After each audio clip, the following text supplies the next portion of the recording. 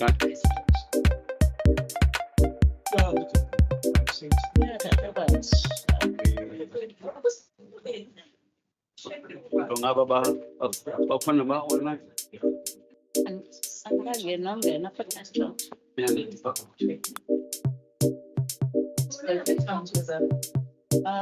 going to make. Yeah, 7. Yeah, I'm going to email it.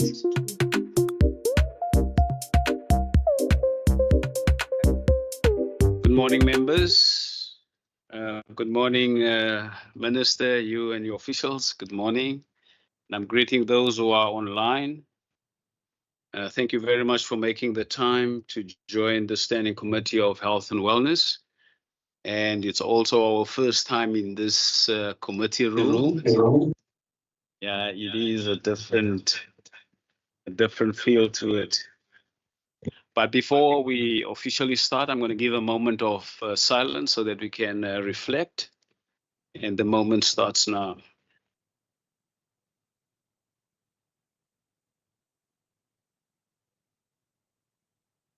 Thank you very much. We're going to do what we used to, the normal roll call to make sure that we did appear for our duties today. I'm going to start with the introductions. I'm Emery Boyson. I'm the chairperson for the Standing Committee of Health and Wellness. I'm going to go my way around to the members who are in the committee room, and then I'm going to go to the members who are online. And I did receive notice from the members who are online, and permission was given to them to continue online. I'm making my way this way. Morning, Chair. You must perhaps just check with us that we remember from last week what we actually do every week like this. But good morning, Chair. Good morning to members. Good morning to the officials here today. I'm Leon van Wyk, a member of this committee. Morning, everybody. I'm Benedicte van Minnen, a member of this committee. Good morning, Chair. Good morning, everybody. My name is Khalil Branques. I'm not a member of this committee, but I'm a member of the Western Cape Provincial Parliament. Thank you. You are entitled to be here, member Branques, no problem. Members online, if you would like to introduce yourselves, please. Good morning, Hi, I'm Thomas Chairperson. Walters, member of the committee. Thank you, Member Waters. Good morning, Chairperson, the Minister and her team and members. I'm Rachel van Vogel and a member of this committee. Hi, sis. My name is Dwayne Jacobs, and I'm a member of this committee. Hi, sis. Thank you, members online. Good morning, Chair. Am I audible, Chair? Yes, you are. Go ahead, member. Good morning, Chair, Minister and her team, members. I'm Rachel van Vogel and a member of this committee. Thank you, Member van Vogel. I think those are all the members online. Minister, over to you. Thank you very much, Chair. Good morning to you and to the honourable members of the Standing Committee on Health and Wellness. My name is Mireille Wenger and I'm the Provincial Minister responsible for Health and Wellness. I'll ask each of our team members to introduce themselves as well as their area of work. Good morning, Chair. My name is Renee Nasson. I'm a child and adolescent psychiatrist. So that's my area of work, working one of the clinical services and affiliated to Stellenbosch University Department of Psychiatry. Good morning, Chair. Good morning, Minister and members. I'm Carol Dean, Director of Specialised Hospitals. So that includes psychiatric hospitals, Western Cape Rehab and Oddle Health. Thank you. Good morning. My name is Lisa Weich. I'm an addiction psychiatrist. Thank you. And for the record, members and our professionals, we've also received an apology from Member Stevens, and that would be noted accordingly. I also see a lovely lady sitting there at the back. Ma'am, if you would like to introduce yourself, please. There's a mic here in front. Please press it. Good morning. I'm Mrs. Friedel Stewart. I'm here on behalf of our community, health issues. Thank Thank you.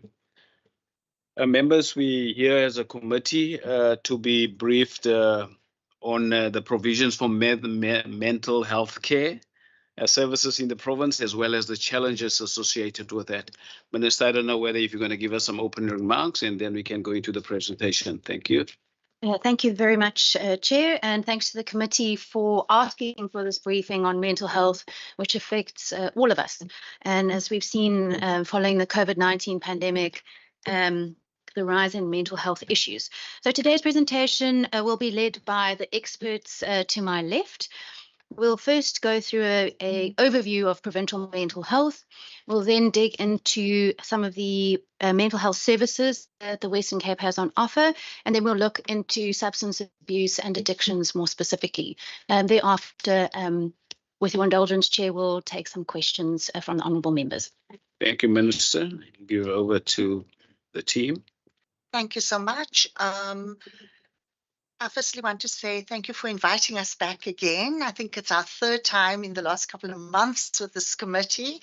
We went into a lot of detail around the acute services previously and some of the challenges in that regard.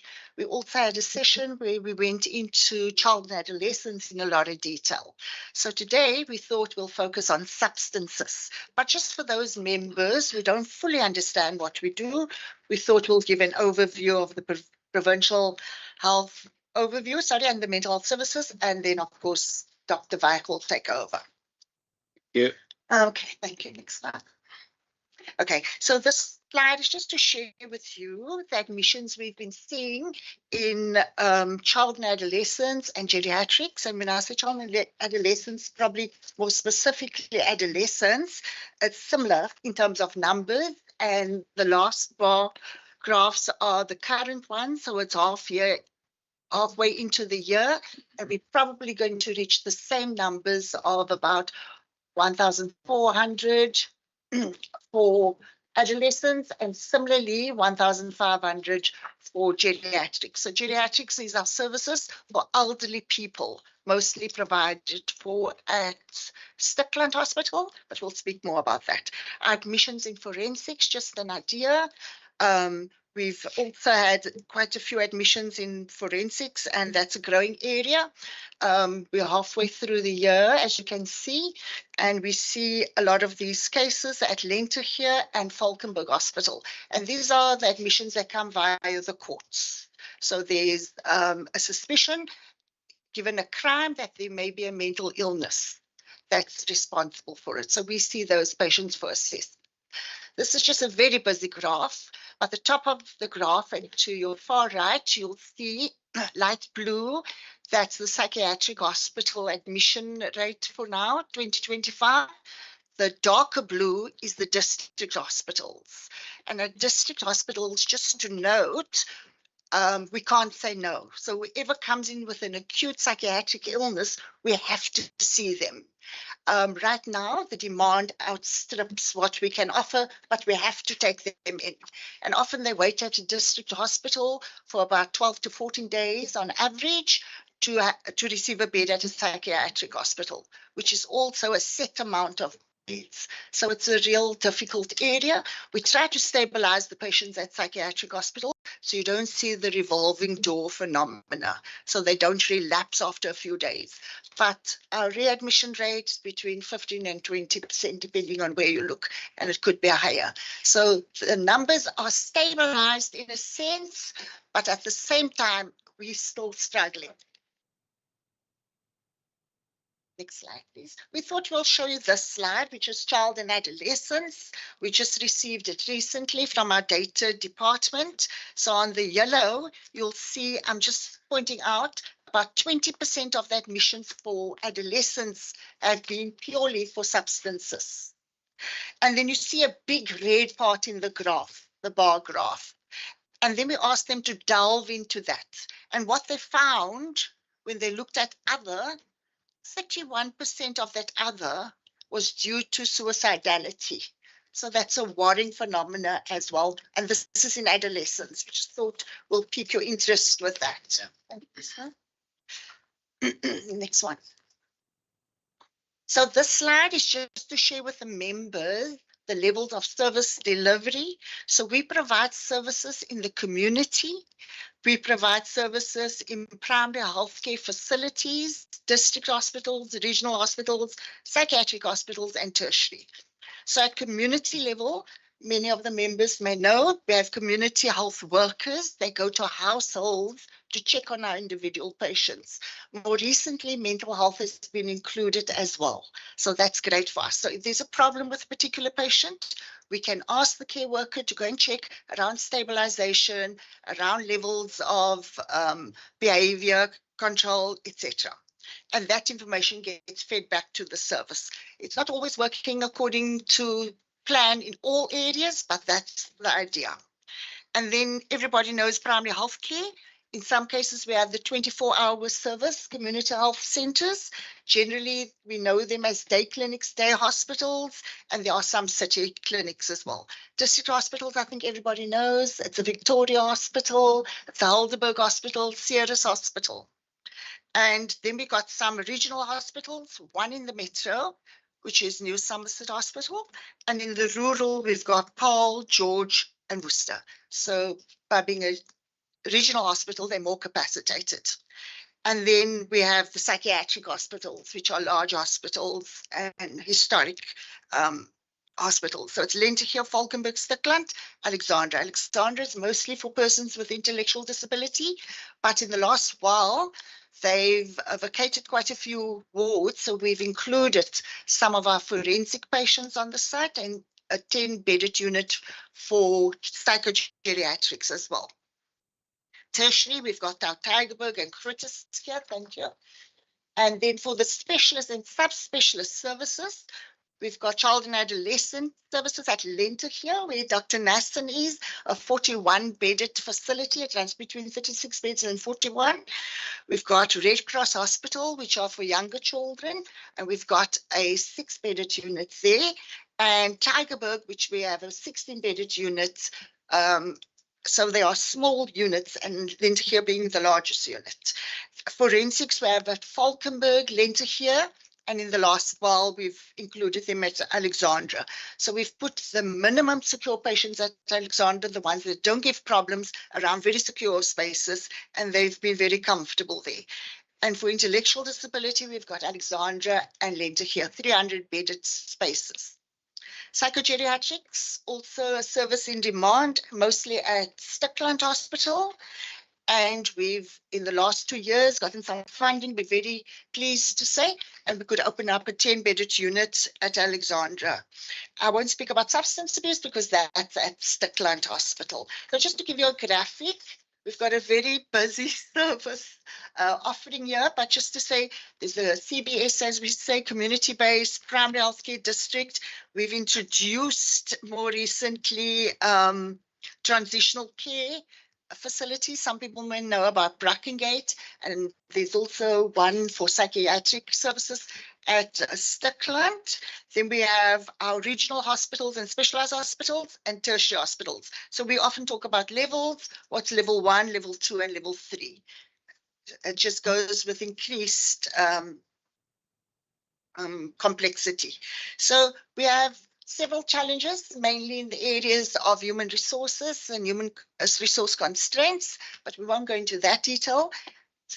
Equally in infrastructure, it takes a long time to build buildings, but we've got a few coming on board now at Somerset Hospital for psychiatry units, particularly at Khayelitsha, East River, and a few others. So yeah, so at this point, I very happily hand over to Dr. Vach. Thank you. Over to you, Doctor.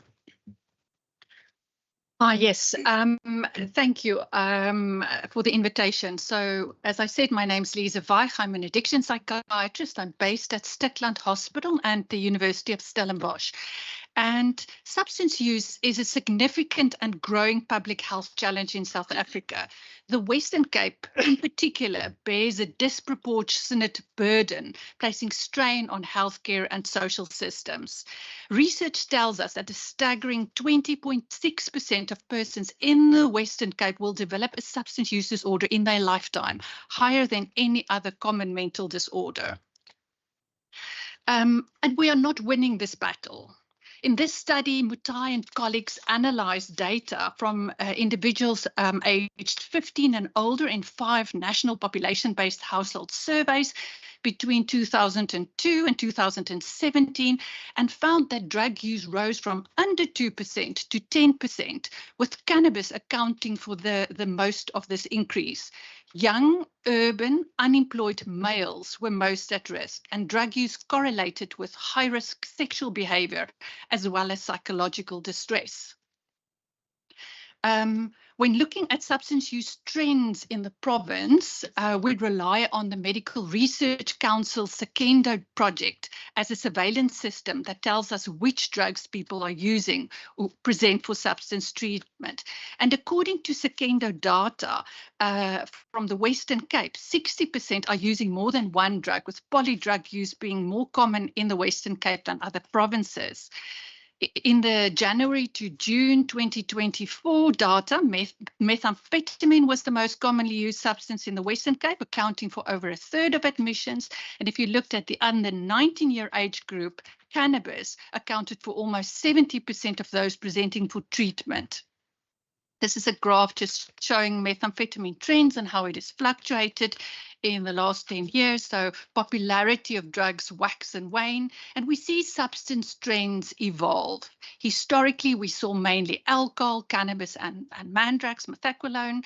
And then methamphetamine surged in the early 2000s, which was followed by heroin problem. And over the last few months, we've seen an early sort of signs that possibly heroin could be reducing and cocaine and mandrax increasing, but this still needs to be confirmed with surveillance data and further investigated.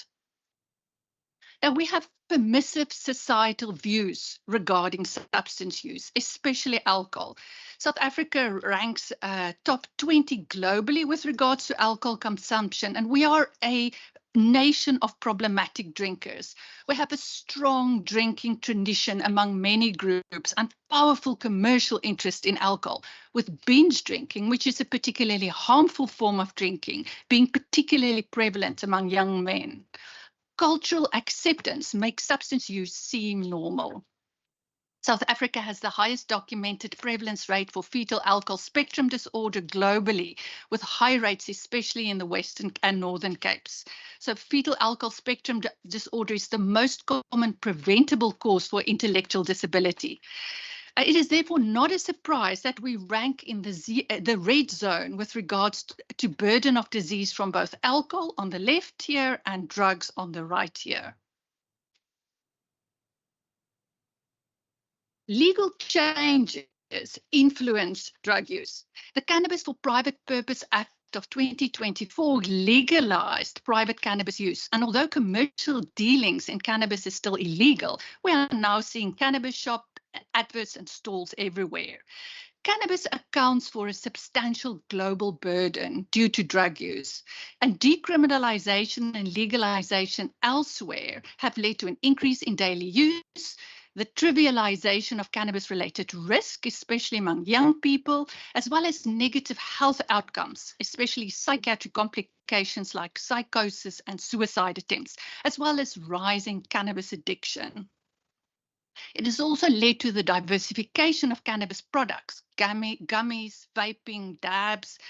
And many of these have high levels of cannabis, and especially THC, which is a particularly addictive component in herbal cannabis. So some jurisdictions around the world, like Oregon and British Columbia, are now reconsidering their decriminalization policies. So changes in legislation around substance use spread the perception that a substance is safe, has therapeutic benefits, especially if it doesn't come with that public education about possible harms. Young people with developing brains are particularly vulnerable. A 2024 meta-analysis shows that South African youth have among the highest prevalence rates for both alcohol and cigarette use in sub-Saharan Africa. Illicit drug use data is also concerning, and recent publications about the worrying prevalence of vaping and nicotine addiction among South African school children is very alarming. So substance use historically have been male dominant. there's a growing a gender gap, or a narrowing of the gender gap, sorry. Substance use is increasing among females. And this is very concerning because women often take on caregiving roles, they may have pregnancy-related complications, and they play an important role in establishing family values and norms. Women are also vulnerable, more vulnerable than men, to the harms of substances in that they experience more medical complications sooner, they have more rapid progression to addiction or disorder, and there's a complex relationship with substances in gender-based violence. They also face more stigma than their male counterparts, which may act as a barrier to treatment. Furthermore, injecting drug use is on the rise. In the Western Cape, the proportion of heroin users in treatment programs who inject drugs rose from 17% in 2019 to 42% in 2024. And nationally, it's been estimated that between 80 and 100,000 people inject drugs. Now, injecting drug use contributes significantly to the health burden through various associated health problems, but especially through the risk of blood-borne virus transmission. Injecting drug use contributes significantly to HIV and hepatitis C transmission. South Africa has 7.8 million people living with HIV and an estimated 0.3 to 1.7 hepatitis prevalence. As seen in this table, prevalence rates of these viruses among injecting drug users are very high, and without harm reduction, these infections may spill over into the broader population. There is a strong and complex relationship between substance use disorders and mental health problems. Substance use significantly worsens mental health outcomes and vice versa. It's linked with earlier onset of mental illness, poorer compliance with treatment, more relapses, more readmission, higher treatment costs, increased rates of aggression, suicide, homelessness, unemployment, etc. My clinical colleagues at Stikland Hospital report that at least 75% of the acute admissions have a comorbid substance use disorder. Mental illness and substance use are often inseparable. They are so enmeshed that it is unhelpful and sometimes impossible to tease them apart. The analogy of spaghetti bolognese explains it well. There may be two aspects to the problem, but it's impossible to decide where one stops and the other starts. And it is unhelpful to try and view or treat them separately. One cannot take the spaghetti or the meat sauce out of the dish. Although there are two elements, it's one meal. So comorbidity is best viewed as an entwined problem with two components that need to be addressed simultaneously and in an integrated manner. So integrated treatment is when the same clinical team address both conditions integratedly. And this is an evidence-based approach, yet our services are siloed due to our health and social welfare separation. The health cost of substance use is enormous. Substances affect virtually every system in the body in an aversive manner. About 30% of clients in emergency centers screen positive for substances. Substance use is linked to risky sexual behavior. It has been implicated in a range of infectious diseases like TB, HIV, sexually transmitted diseases, hepatitis, etc. It's linked with trauma, with violence, with chronic illnesses, cardiovascular disease, metabolic disease, cancers, etc. It contributes to the disruption in adherence to medication for chronic medication, and it leads to poorer outcomes following surgical procedures. Alcohol alone is the leading risk factor for death and disability globally in the 15 to 49-year-old, that productive age group. Untreated substance use disorders cost South Africa significantly. Alcohol-related harm was estimated at 10 to 12% of the GDP in 2009. And international research shows that for every dollar invested in effective treatment, $4 are saved through reduced healthcare costs and $7 through reduced crime and increased productivity. So making allocations in the budget to addiction treatment is a sensible investment. In order to understand prevention and treatment, it's important to understand how addictions developed. It's gradual, experimenting, controlled use, harmful use, sometimes these days called pre-addiction, and then finally addiction. And early intervention is key. It's cheaper and outcomes are better. If left untreated, addiction becomes chronic, relapsing, and an incurable brain disorder that impacts all aspects of the person's life, with adverse health and social outcomes, poor quality of life, a burden on families, community, and the government. So interventions are tailored towards the severity of the problem. Primary prevention is the prevention of psychoactive substance use or the delay in the onset of substance abuse. Secondary prevention, these are interventions at early levels of substance use. It aims to avoid the development of a disorder, whereas tertiary prevention aims to end a disorder and minimize the harmful sequelae resulting from this and enables the individual to improve their levels of functioning and health. It therefore makes sense to intervene early. This picture is often used to show how we approach chronic disorders, for instance, addiction. So with promotion, public education is key to address things like myths around substance use, increase community wellness, healthy coping skills so that people are less reliant on substances for coping, and also to address societal norms and values in general. When we get to prevention, there's universal prevention targeting the whole population, and usefulness is quite controversial, whereas selective prevention targets an entire subgroup like young people or pregnant women.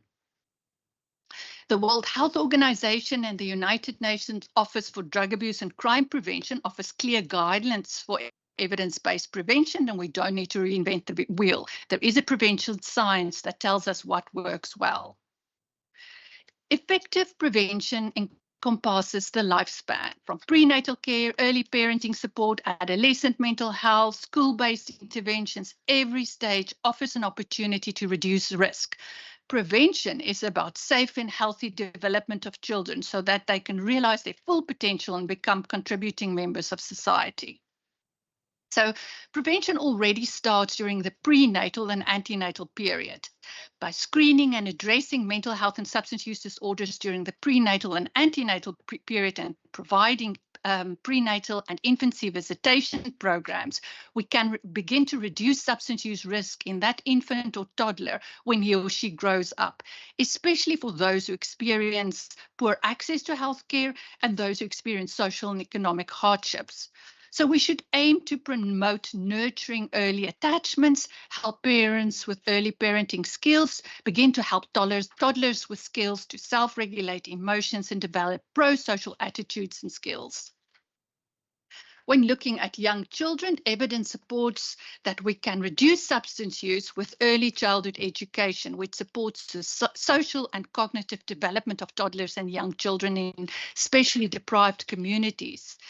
There's also evidence for supporting and prioritizing the mental health of their mothers and helping these parents with parenting skills.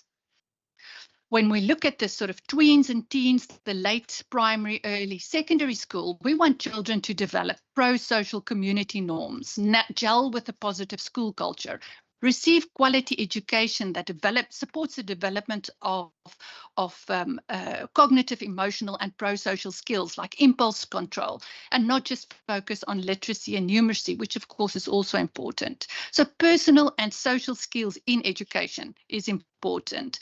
There's also evidence for classroom improvement and management programs that help retain children in school, parenting skills training, as well as addressing the mental health of both these children and their mothers. Adolescence is a stage of rapid brain maturation and identity formation. Now it's important to have good social skills and a resilient mental health in order to successfully launch in life. There's evidence at this age group for parenting skills training, as well as school-based program that improves social competence, enhance positive coping skills to deal with emotions, build resilience, and not just focusing on the knowledge about drugs and their harms. There is evidence for programs that enhance school attachment, as well as school policies around drugs, and mentoring. It's also important to address the mental health needs of these youngsters and their individual psychological vulnerabilities. Late adolescent and adulthood, at this stage, screening and brief interventions are helpful, and I'll talk more about that in a minute. Also important to address mental health problems. And then there's evidence for community-based multi-component initiatives that bring together different actors in a community. There's evidence for workplace prevention programs and interventions at entertainment venues. There's evidence for alcohol and tobacco policies. And then with regards to media campaigns, although they're sort of sexy and intuitively popular, there's contradictory findings. Generally, they're thought to be less effective. Sometimes it can address cultural norms, and if it's used, it should include not just education, but also strategies on how to resist drug use and where to access treatment. So here are some examples of prevention initiatives in the province, and I have to reference Dr. Maria Jose, who in June published the Metro Health Service Substance Abuse Service situational analysis, where I got these examples from. And although they're not exhaustive, they give us an idea of some of the things happening. So the Department of Health and Wellness has the first 1,000 Days initiative, which promotes healthy habits in the perinatal period for mothers and children, and promote early identification of perinatal mental health challenges. There's an emotional resilience training program, the EASE program, that is currently being researched by our academic colleagues at UCT, that looks promise for upscaling. The Violence Prevention Unit has prevention of substance use as a key focus area, and the Planet Youth Survey is expected to quantify the burden of substance use among youth in specific high-risk, high-burdened communities. Department of Social Development has their Strengthening Families program. The Department of Education has a life orientation curriculum that covers the harms of substance use, and the Safe School program. And then the Department of Culture and Sport offers programs for youth which encourages healthy habits. So a lot's being done, but much more can be done, and there's scope for expanding. Long-term prevention is important. If we invest early, the returns are worth it. So then if we look at indicated or secondary prevention, this includes brief interventions for those who are already at risk. It's cost-effective and impactful because the problem is still reasonably reversible. So SBIRT, or Screening, Brief Interventions and Referral to Treatment, is an evidence-based model. It works across various healthcare settings. And the idea is to screen all patients, do brief counseling interventions, which increases awareness of the risks associated with problem behaviors if people score low or moderate risk, and to prepare someone to accept a referral for further treatment if they are at high risk. So currently, screening is limited in the Western Cape. So we screen a pregnant woman, we screen admissions to TB hospital, and those who present with mental health symptoms. So screening outside this risk group at present is not done, but there's a great challenge to try and expand this. And expanding this is a key focus area of the 2024 to 2027 Cape Metro District Health Plan. There are numerous barriers: stigma, buy-in, space and infrastructure, but especially manpower. And then there's treatment and rehabilitation services for substance use disorders. Now, this slide shows us sort of the treatment pathways: identification, referral, detox and medical stabilization, relapse prevention interventions, and then sort of aftercare or continuing care. So the red is sort of health responsibilities, Yellow is usually done by welfare, with health playing more of a supportive role. And the green is often offered by non-government organizations or self-help support groups like AA or NA, or else by social workers. So let's first look at harm reduction. So harm reduction saves lives. It understands that a dead addict can never recover, and it focuses on preventing overdose deaths, transmission of infectious diseases, reducing emergency department visits, and other costs to health care. It can include things like clean needle and syringe distribution and safe disposal of them, overdose prevention, education around safer use, etc. So harm reduction coverage in South Africa is very low.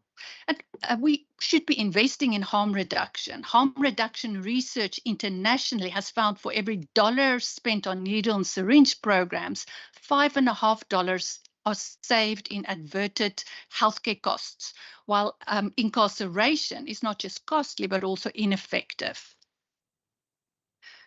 Next, let's talk about detoxification and medical stabilization. So emergency departments sees a lot of substance-related cases presenting with a range of problems from intoxication, overdose, withdrawal, trauma, aggression, psychosis, and a variety of other medical complications. This is the provincial guide for managing many of these medical complications around substance use, and the provincial addiction psychiatry expertise is based at Stikland Hospital. There is a helpline that provides outreach from this unit and support the rest of the provincial health services. The majority of patients, fortunately, do not need medical detoxification. However, if a detox is required, it's usually done firstly via the community health centers, which is then supported by district hospitals if admission is required. However, admission is often limited by resource constraints and bed pressure. Many rehabs will also do their own detoxifications. At Stikland, we admit patients with opiate use disorder as part of their treatment program for addiction. And then if we look at relapse prevention interventions, there are both psychosocial rehabilitation, which I'll talk about in a minute, as well as medications. So although there are currently no registered medications on the EDL, medications can improve the outcome for alcohol use disorders, opiate use disorders, and smoking cessation. There is a need to build capacity in this regard as it will improve outcomes. More about psychosocial treatments. So most of the psychosocial rehabilitation services are offered by treatment programs that are DSD regulated, either in the private sector or by non-government organizations. And fortunately, most patients can be helped in outpatient programs. Few need inpatient treatments. The Western Cape Substance Use Service Directory indexes treatment services, and it's updated by DSD. Because these are highly specialized intervention, training and capacity building of our workforce is important. We have been running a postgraduate diploma in addiction care at UCT and Stellenbosch University since 2010. It has been very impactful on service delivery. However, recent loss of educational grants and bursaries due to austerity measures means that especially students in the non-government organization sector are no longer able to afford training. And the majority of our students are now coming from other provinces. According to the Global Status Report on Alcohol, Health and Treatment of Substance Use Disorder, South Africa has low coverage for substance use disorder, with less than 10% of people with addictions receiving treatment. With the 2024 austerity measures, funding to non-government organizations providing treatment in the Western Cape was reduced, and bursaries and funding, as mentioned, for training was discontinued, The budget cuts meant that treatment slots were reduced. At Stikland Hospital, we've historically had a 26-bedded unit dedicated to the treatment of alcohol use disorders. This is a unique group of patients with very high rates of both medical and psychiatric complications, and they're better suited for treatment in a healthcare facility.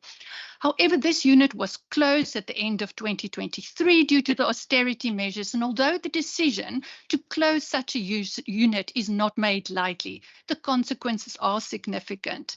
There is an institutional knowledge and skill set that takes decades to develop, which is lost when such a specialized unit is closed. And it's not just about the loss of a clinical service, but also the loss of a training site and a center of expertise. Not only did this unit offer a unique and valuable experiential learning experience to students across the multidisciplinary team, but other provinces came to us to learn from us and modeled their programs on the Stikland program, which has remained closed. I don't know what I did now. So although all hospitals provide a service for substance use, our provincial addiction expertise, as mentioned, is at Stikland Hospital. We provide a range of services, outpatient clinics like a dual diagnosis and an opiate substitution treatment clinic. Also similar services to a smaller scale are offered at Grooteskier Hospital. We still have 10-bedded inpatient unit left where we try and treat both patients with alcohol use disorder as well medical stabilization of patients with opiate use disorder. We do a helpline from that unit. We're involved in teaching and training and outreach to a number of NGOs as well as healthcare providers. So psychosocial treatment for opiate use disorder is remarkably ineffective. This is the one addiction where medications can significantly improve outcomes. The cost for scaling up these services are high but worthwhile in reducing later adverse health costs.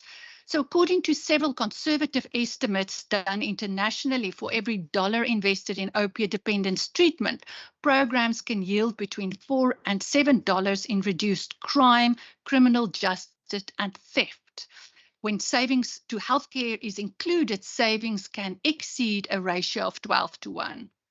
Our first state-run opiate substitution clinic in South Africa was at Stikland Hospital and has been running since 2011.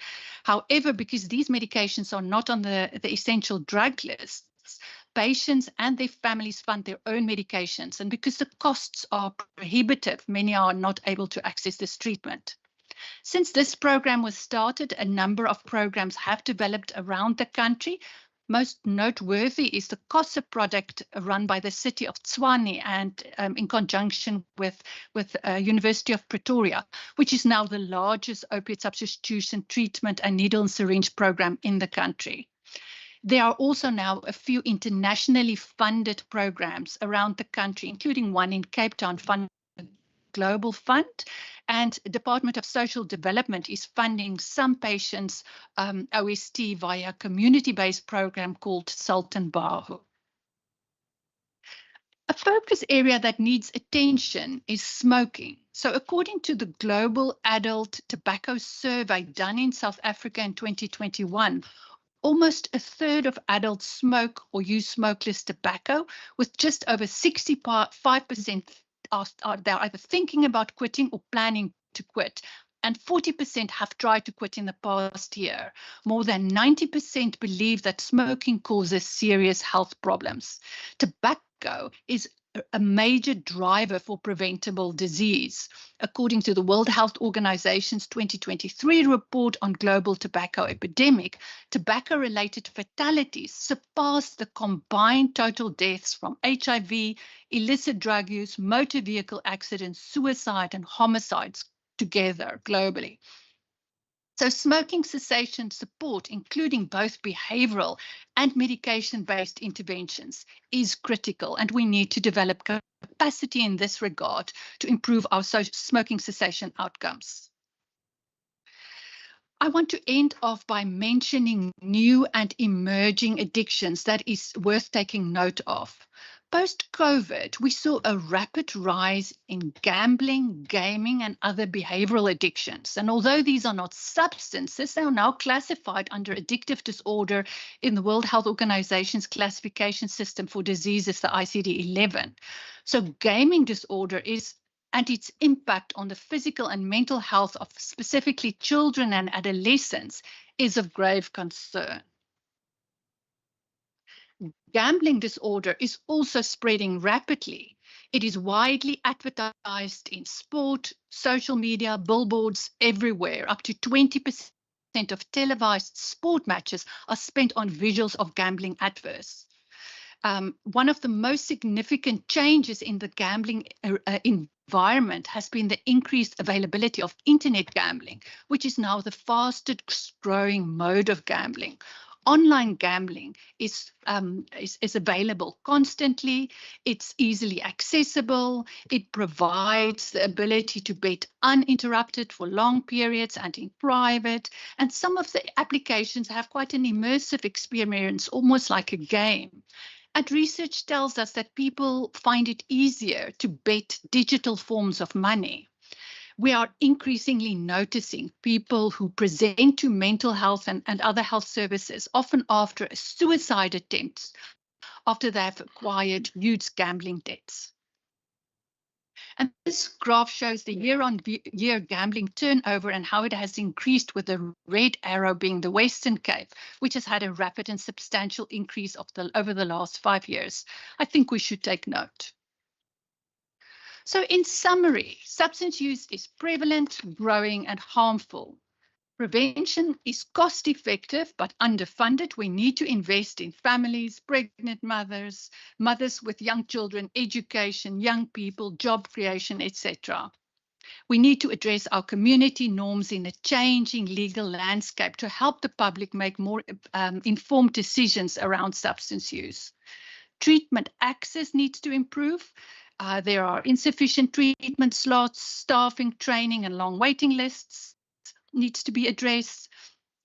Budget cuts have reversed some of the progress that we made, with non-government organizations, service providers who work in the trenches reporting unstable or insufficient government support, reduced treatment capacity. There's the Stikland unit that has closed, and we see a growing treatment gap. There are also access barriers, stigma, geographical disparities between metro and urban areas, as well as access to certain specialized groups like adolescents, pregnant women, and those with mental illness. Workforce building is essential. Especially we need addiction psychiatry posts, specialized counseling needs built up through bursaries for students doing the postgraduate diploma in addiction care and similar courses. We need to continue updating policies and programs so that we remain evidence-based, so that we can get a good return on our investment. We need to look at national and provincial policies that are not always aligned to the current need or evidence-based practice. For instance, harm reduction and medication-assisted treatment that are not on the EDL. We need to think about how to integrate mental health and addiction care. Information systems are important. Our current weak system limit monitoring of the problem and make it difficult to plan for services.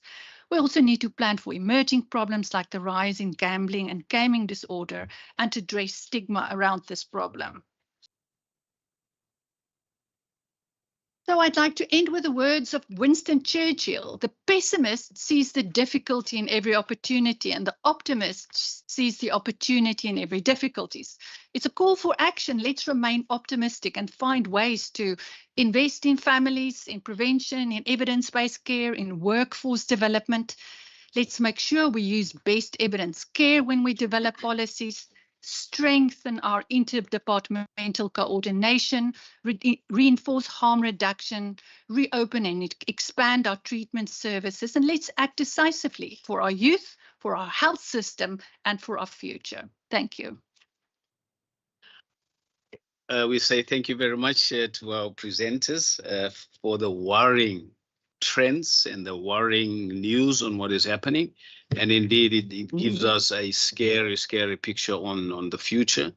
And if we're not going to hold hands together with the different institutions and stakeholders, it's going to get worse. And Minister, before I give over to you, probably for no, we're not there yet. It's the engagements and whatever. But the reason why, like I mentioned your name, Minister, I really thought, and I was hoping, members, that we're going to have less members of the public today. And the reason for that is that I wanted at the end for the committee to engage in terms of dealing with members of the public going forward, because during the constituency period, Minister, I had engagements with some of your senior officials from the ministry, and I'm the kind of person, after my engagements, if I agree with some things, then I engage and I want to bring some stuff to the committee, for reconsiderations. And with the members of the public here, since you are here, we're not going to deny you engagement with the committees. But after my engagements, we're going to need a different approach on engaging with the public, Minister, and with your officials. But it is something that after engagements with the committee, Minister, we will then communicate that to you and then to the members of the public. Since you're here today, you're more than welcome to engage with me. And then when we have made the decision going forward, we would then communicate, procedural officer, with our stakeholders, how we're going to include public engagements within the committee with the minister and officials going forward. It's just a slight change in approach. I've been convinced on how to do it going forward, but I'm going to need the committee to engage with me and take a collective decision going forward. So I'm going to open up for questions from the members and members of the public, because we want to embark on a new approach. I'm not going to allow you to post questions today, but you're going to engage with me during tea and whatever. We'll take notes and then we'll communicate going forward in the approach. If the committee agrees with me, the committee might not agree with me, and then it will be back to square one, but maybe the committee will see how I've been shown the way going forward. There are some, what is it called in English? Unintended gray areas, that because of our human nature, of engagement, that we might have not seen. But these are the things that at the end of the meeting, I would then engage with the committees.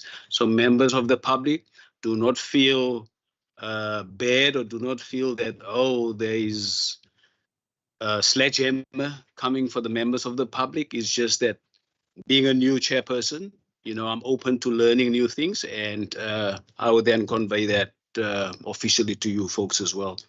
So members, and then also after the questioning session, because of the new thoughts, Minister, if you would have 5 minutes with me, maybe the members can have a tea break. We have a quick 5 minutes, the two of us, Minister, and then we'll come back and we will deal with the rest of the business of the committee, and then we will communicate going forward. So members, it is now time for questions and comments. Member Van Wyk. Thanks, Chair. I think thank you very much for this presentation. It is obviously quite a frightening and scary type of presentation that one has, that you have, and I think the area that you're working in is obviously very, very worrying. And I think particularly of young people, of the learners, of school days, and just trying to scratch back in my memory on, what were type of things that stick out in your school years that made you follow a certain path. And to me, there are some triggers that we need to be pulling at school. And I now just thought on a particular situation that we had, and I don't want to go into the depth of it, but really it affected the whole school, and it was at a sporting event where the behavior of learners then brought the school in effect into disrepute.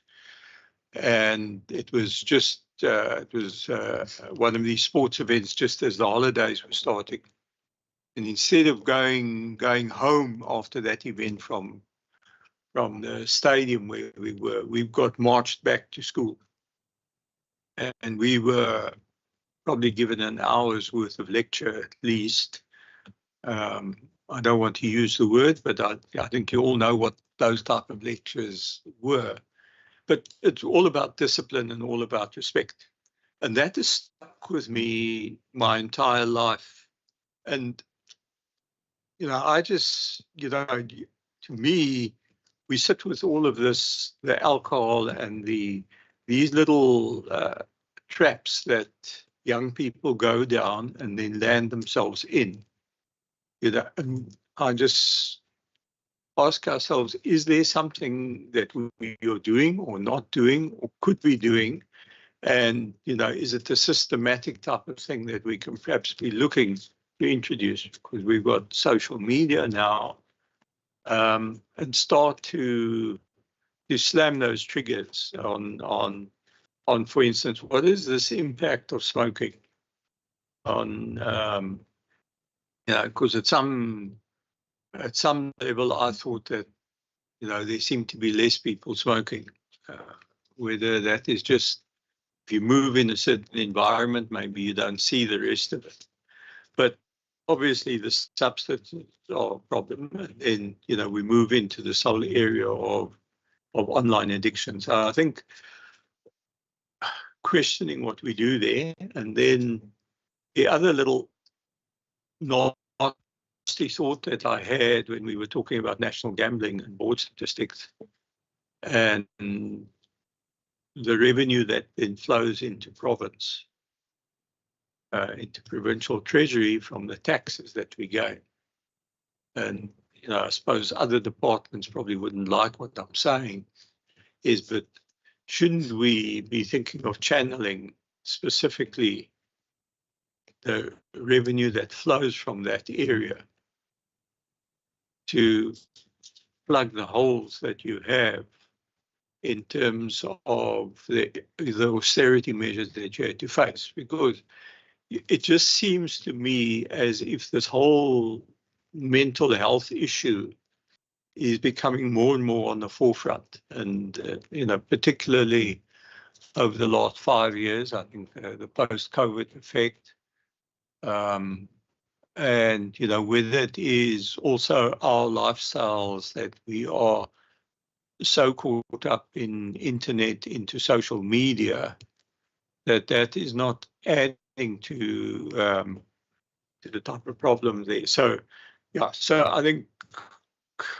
thank you very much for the work that you're doing. I mean, it is very worrying that we're sitting with what looks like a bigger element of issues. And I think every time we go on site visits, I mean, the whole aspect of mental health always seems to stick out wherever we go there. So I suppose those are just my questioning and suggestions. What else do we do?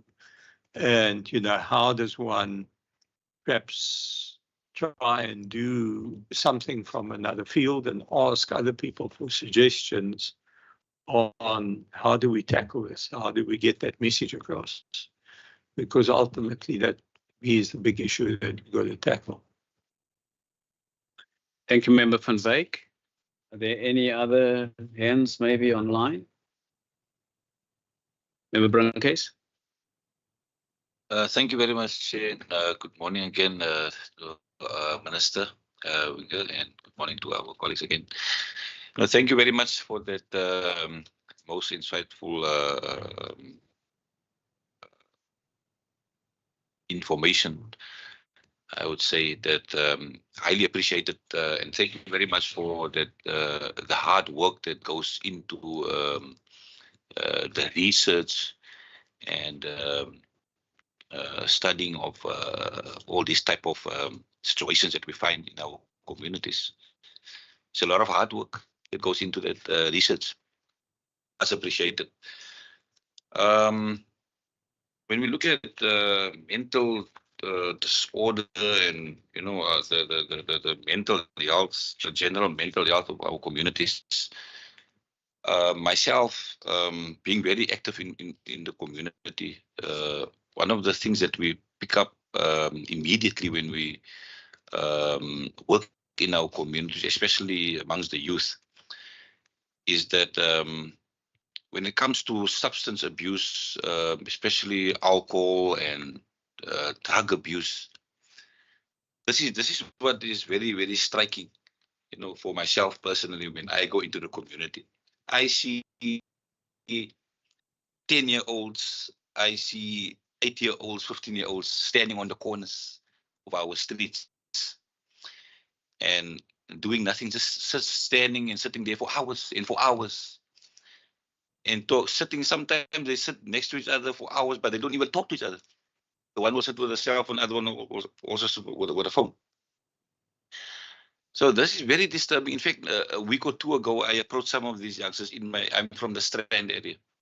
And there's a lot of youth in our area that is just wandering around and, passing their time in days, sometimes even in nights during the evening. Most of them are awake during the evening because of this problems and the scourges that is going on in their communities. So we see that they are very idle, these youngsters. Many of our youth, they're very idle. There's a famous saying, idle mind is the devil's workshop. And this is what we are seeing. I mean, we can look at statistics. We can look at what the scientists are telling us. We can look at what the academics are telling us, the universities is telling. But when we go down on the ground level, when we see in our communities, then we see youth that is idle. They're not doing anything. Prophetic saying comes to mind. The Prophet Muhammad sallallahu alaihi wasallam, may God's peace and blessings always be upon him, he said that there is two favors from our Creator that we are very unaware about most of the time. And those two favors is the one is health, our health, that we most of the time we take for granted. I'm very fortunate that I'm a person, I've never drank before. I've never drank alcohol, and I've never ever smoked also in my life. I've never ever smoked in my life. I can confess to that I'm not a smoker and I'm not a drinker also. And I remember Donald Trump one day said that he had a elder brother that always used to encourage him not to smoke and not to drink. And for that reason, even a person like Donald Trump, the president of the United States, he's not a drinker also. He's never had a drink. He's never had a smoke also. So fortunately, myself also, I've never drink. I've never smoked.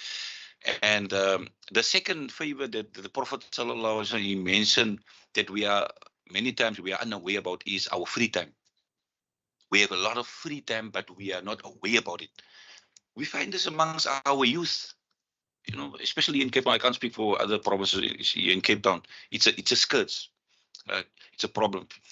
And the same incident that I'm talking about just a few weeks ago, in the street that I live, there is 2 playing parks, sport or recreational parks that the children can go to and play some sports, or they can, enjoy themselves playing with the ball. Even though the recreational parks is in front of them, but they won't take the opportunity of going there and spending their time playing. I remember when I grew up, I grew up in the 80s and in the 70s. Our day was full of activities. When we came from school, we couldn't wait to go to the park and play another hour or two. And sometimes we used to play so much, we used to be engrossed so much in playing. Then when it comes to sunset, our parents had to come look for us. Where are you? Why are you still playing? You must come inside. And there was a principle, not only at home, but in the community. If any child was caught still playing in the park after sunset, then anybody will approach that child and tell him, listen, you must go home. You must make sure that you are indoors before sunset. And it was a prevalent thing in our communities. And it looks like these are the things, the principles and the morals that is lacking in our community today. Our children, they are not occupied. Our children, they are not active. They're not playing anymore. We see our children sitting with cell phones for hours and for hours. So when it comes to the root problem, yes, we can discuss, about the cost and how long it will take to build these type of infrastructures, hospitals, mental hospitals. We can talk about this till tomorrow. We can talk about this till next year. But I think when it comes to the root causes of all these problems, then we will have to look at, to the ground level and look at what we as a government, we are the Western Cape Parliament. We are supposed to serve, the people of the Western Cape, and especially of the youth. The Western Cape, we have approximately 7 to 8 million people, and obviously amongst that 7 to 8 million people, most of them will be youth. More than half will be youth. So, when it comes to our youth, we will really have to look down on the ground level and look at how much we can do in terms of occupying them and getting them to play more sports, go to the parks and spend their time more playing. Children must play. So a child, any child, they loves to play, right? So we need to create the environment. So if there is parks, so I approached these few youth that was standing on the corner. I told them, we have a recreational park here. Why are you not playing? They say, it comes down sometimes to a simple. They told me they don't have a ball. They have a recreational park, right? It's a few meters away. They're telling me they don't have a ball. Quickly, I went to the shop. I bought them a ball, bought 100 rand. I gave them the ball. They started playing. Then they started playing. The next day, I told them, you got the park. I bought you a ball, but now today, the next day, they're not playing. So they told me, no, yes, we have a park, we have a ball, we're playing, but we don't have a nice surface to play on. So I said, okay, it's fine. Let's work on the surface. Let's make the surface better for you, and so that you can play, to your fullest potential. So these are the things, that matters. Parks, a nice surface to play on, having enough equipment, a ball, or any child, they will feel nice when they have the equipment, when they have nice clothes to wear, sporting. Sometimes they come from school, then they still have to play in their school clothes. So I'm just mentioning these few things. Sometimes it is small things, right? A ball. I remember in my time when I grew up, if we didn't have a ball, we used to make a ball. The children of today, if they don't have a ball, they might have a park. If they don't have a ball, they're going to go to some other stuff. They're going to go to substance abuse if they don't have a ball. In our time, if we didn't have a ball, we made a ball. I remember we used to have those plastic bottles that we used to buy from the shop. It was juice, drinks. It used to come in a plastic bottle. You have a few seconds, member. Yeah. And then we used to fill it up with either plastic bags and stuff. And then we had a ball to play. The children, it seems like they won't go to that extent.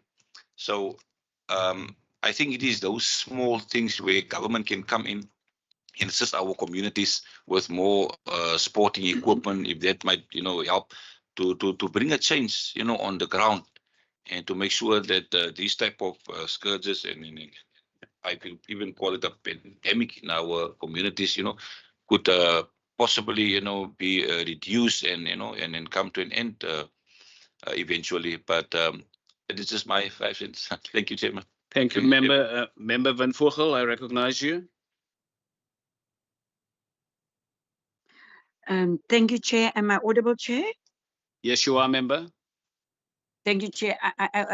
First, I would also like to extend a welcome to the department presentation and recognizing the difficulties entailed, which command my respect for these professionals. Then secondly, Chair, I also appreciate your commitment to public participation as an essential aspect of government.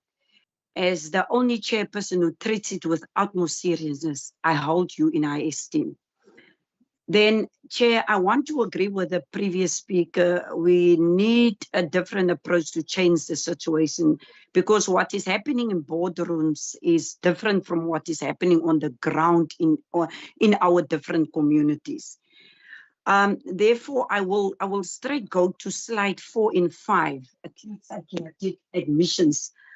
I want to understand, how does the department explain the persistently high number of acute psychiatric admissions, especially among adults, given the supposed investment in preventative mental health service?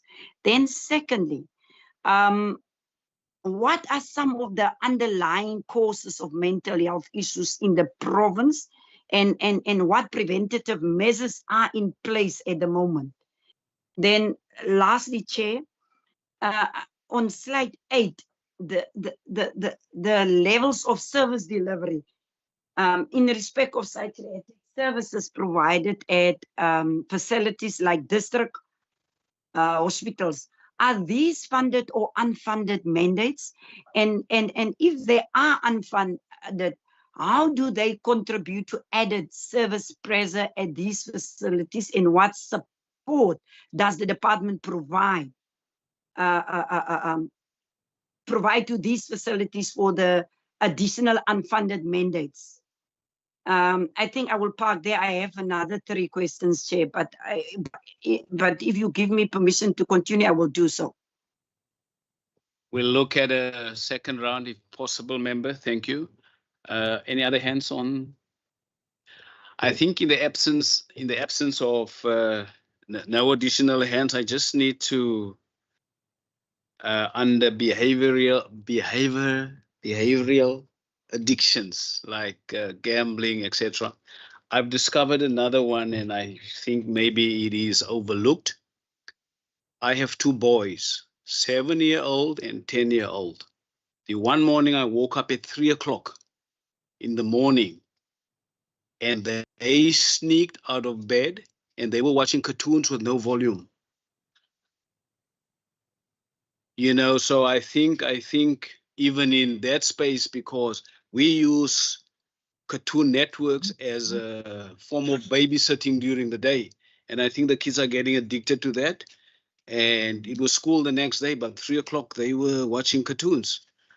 So maybe it's another toy apart from the adults playing X10s and I don't know what, the soccer games and whatever.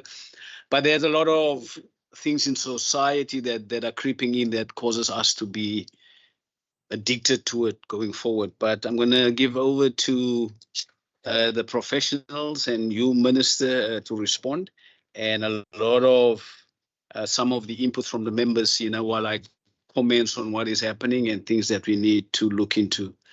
I'm giving over, Minister. Thank you. Thanks very much, Chair, to you and the honourable members for the questions.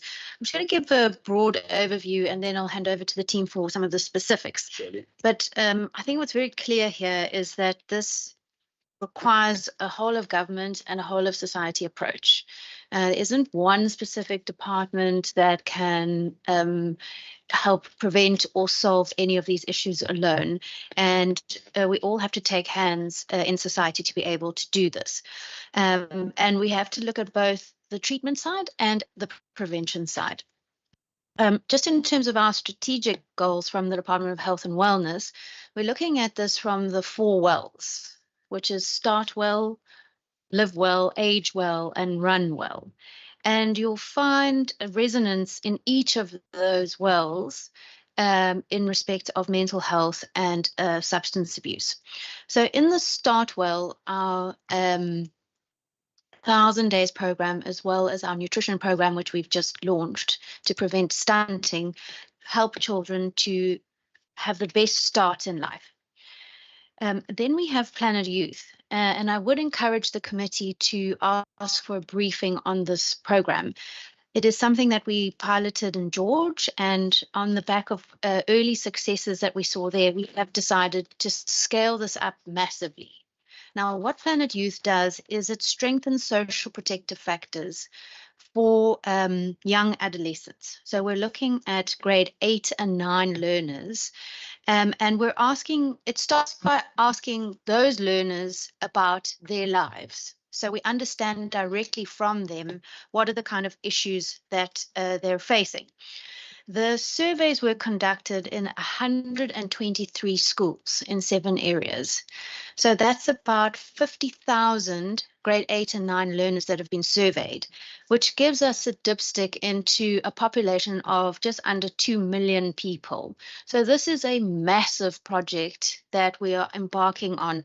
And what we're trying to do is strengthen those social protective factors for those youngsters, which you can see would then do exactly what some of the presentation is asking us to do. And this is also a whole of society approach. We've got the Department of Education on board, the Department of Cultural Affairs and Sports, ourselves, and then multiple NGOs to help us. Once we receive the analysis of the surveys, we'll then have the hard task of then developing programs to try and strengthen those social protective factors. In the earlier pilot, what was very interesting was exactly what was said earlier, is that we have very permissive societal views on alcohol. And parental attitudes to alcohol directly influence whether a child was likely to drink or become drunk or not.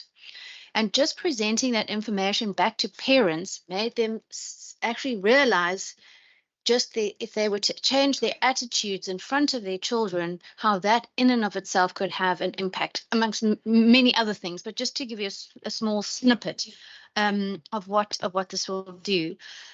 This Planet Youth is rolled out in about 19 countries around the world and has had very good success.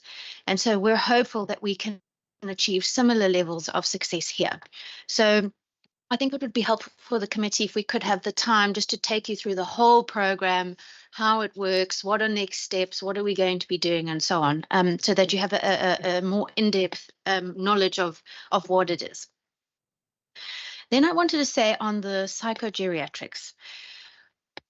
As was mentioned in the presentation, there's a growing demand here, and as our population starts to age, this will become more and more of a concern.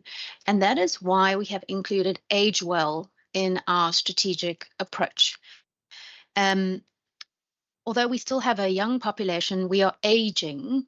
And so it's important that, particularly from the health department, that we start to prepare for that future. And what are those kind of services that we need to make sure that we can start and live well to set up older people to age well, just on the strategic level. And then finally, just to mention on the treatment side, because of the pressure on the system, the committee might be aware that we're building acute psychiatric units at district hospitals to help alleviate some of these pressures. We have 3 in construction at the moment, and they're almost complete. One at New Somerset Hospital, one at Kailicha, and the other one at Easter River. And at least 2 of those, I'm hoping within the next few weeks, we will be able to open. And, once they're ready, perhaps I could invite the committee to come and have a look. There's been a lot of care in the architectural design of the APUs to make them places of healing, and will allow us to provide a much better level of care for our clients. So with that as a kind of overarching and on the strategic level, I'll hand over to the teams, please. But here, Doug.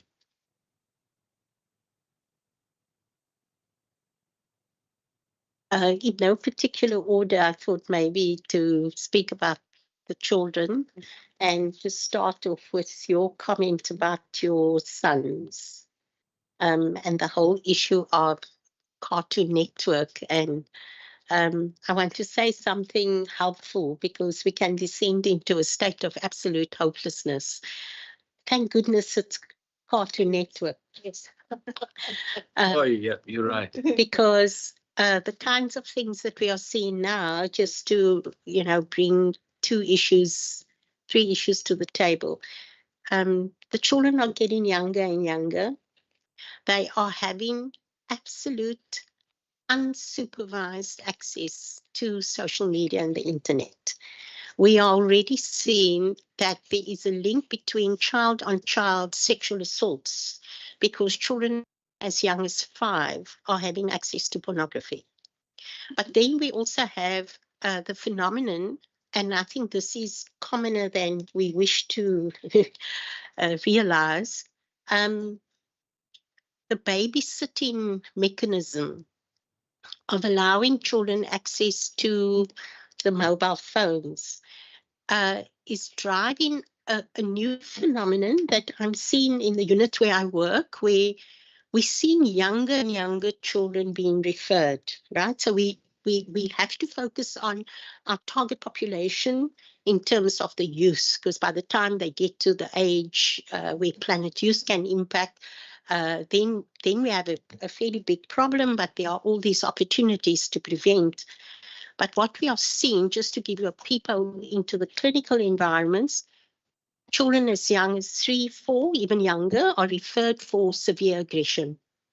Now, the interesting thing is the parents or the grandparents, or it's usually a single mother or a set of parents who will come, and they will give every reason for why they think that the child is presenting the way they are.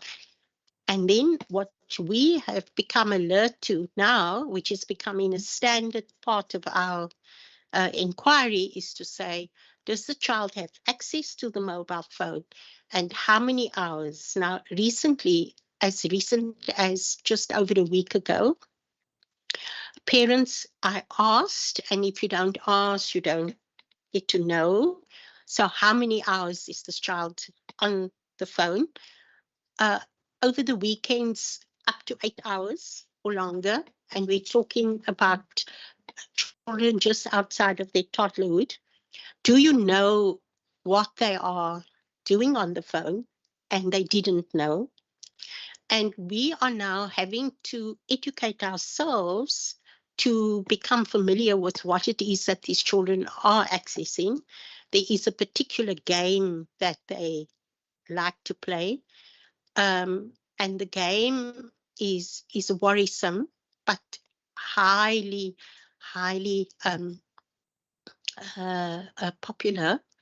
And so these are the kinds of things that we need to take hold of, because if we have children who are losing the control or the influence of their parents, because the parents are handing over a mobile phone, which in a way is giving a child the gun, right? Then we need to think about what kinds of interventions do we need to think about at that young age, right? Our job in our clinical setting is to start to inform the parents. And of course, they're quite shocked because some of them are proud that they're giving their child a mobile phone. They say it with a certain amount of pride. So a lot of education is required. It's the same thing like with Planet Youth.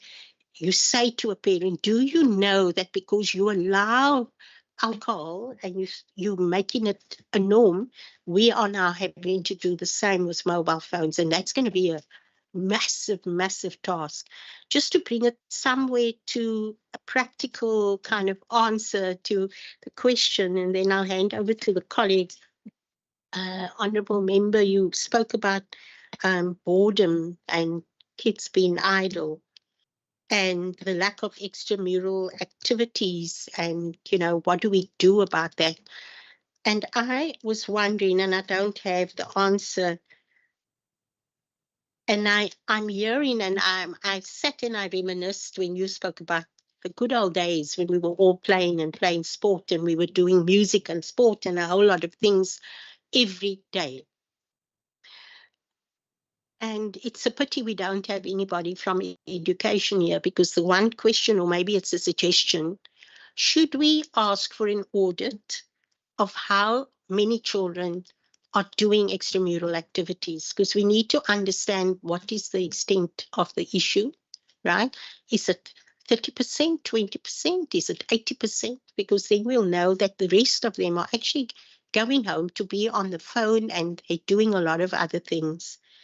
And the other question that I asked at a recent engagement was about mobile phones being allowed into schools. And I was told that it's very difficult not to allow it, right? Because parents need access to their children. The children need access to the internet as part of the curriculum. But I do wonder, in those schools where phones are allowed and where the monitoring and the controls are not in place, I wonder what we will find if we find out whether there is a difference between a school where the monitoring and the controls are in place versus not. And I think that would be a good starting point, before we offer sports grounds, and we know the problems with this, we need to know what is the extent of the problem. I'll stop there. There's a lot to say about a lot of things, but I can get a turn later on. Any of the other members? I think I've sort of possibly said my say. I think, I'm a clinician at heart. I love seeing patients and that's who I am. I teach, that's what I do. And a lot of patients that I see who end up with addictive disorders, if you think about their life trajectories, there's often sort of, trauma or difficulties, and I think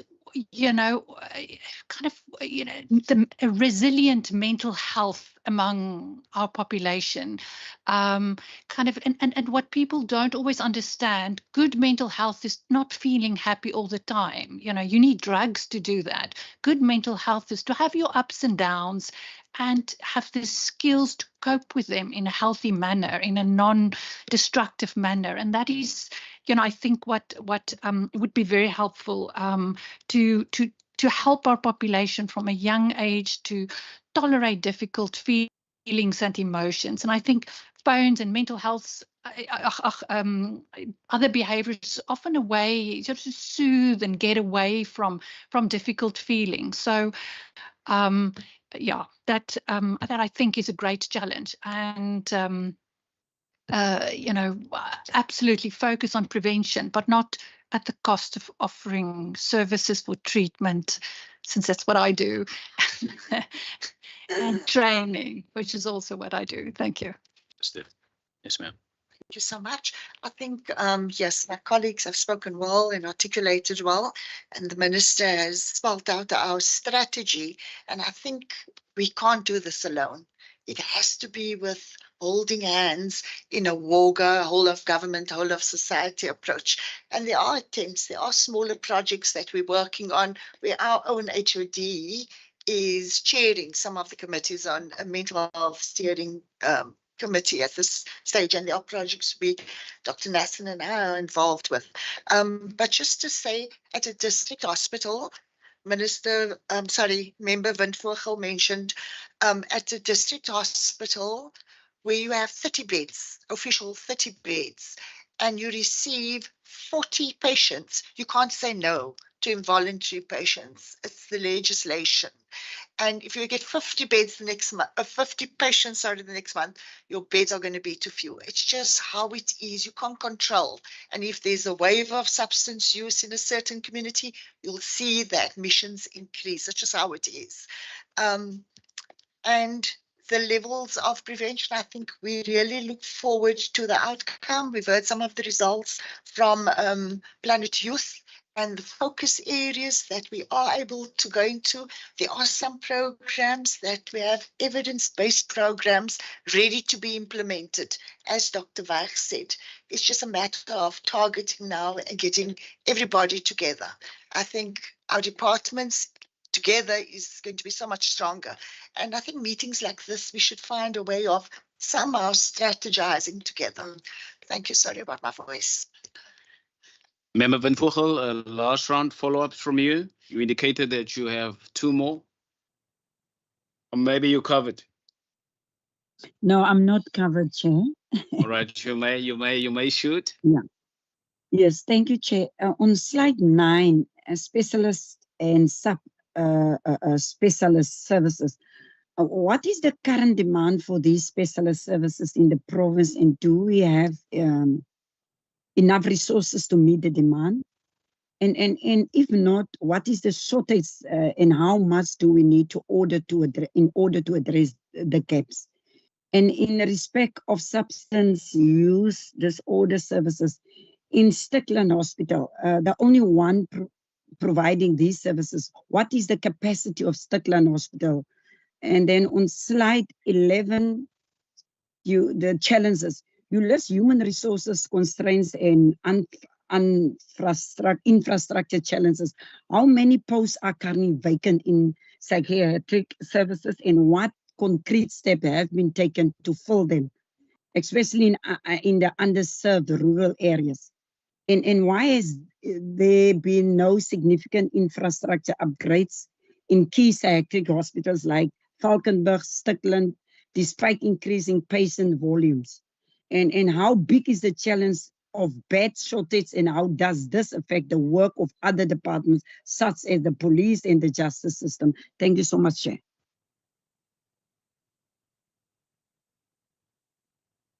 Thank you. There's no other hands, so we'll just respond to that. Thank you.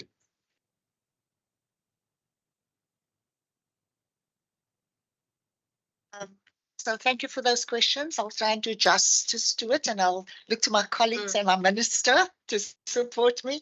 But the first one was, can we deal with the demand? Look, we always have more demand than we can respond to. I think just as an example, in forensics at Valkenburg Hospital, we on average receive, after people have gone through the court processes, we receive almost a ward full of patients referred to us per year. So if you've got 150 beds and you get an added ward every year, we just won't have enough capacity. That's how it is. The same with the acute services. So we do the best we can. Of course, we were all affected, not just us, all affected by austerity measures. And you heard Dr. Weich speaking about how her services had to be reduced. And that wasn't an easy decision, as she said, because the acute services is nudging out some of the specialist, subspecialist services, and we have to do the best with what we have. It's a very hard and difficult situation to deal with.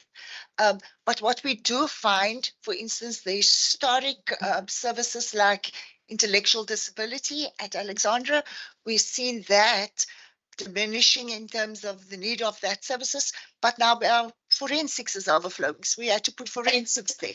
We had to put our psychogeriatrics there. So we're doing the best we can. In terms of maintenance, there are plans for all our hospitals, and some of our hospitals are being upgraded. Alexandra particularly, there are plans for some of the lenticule wards. We're doing some great work with other hospitals under my control as well. We see Stickland's also got plans to do some work. So there is ongoing work. And post, we had regular meetings to try and expedite filling up posts. In some cases, it's really hard to find scarce skills like psychiatrists. So sometimes we must re-advertise at Lenticule particularly.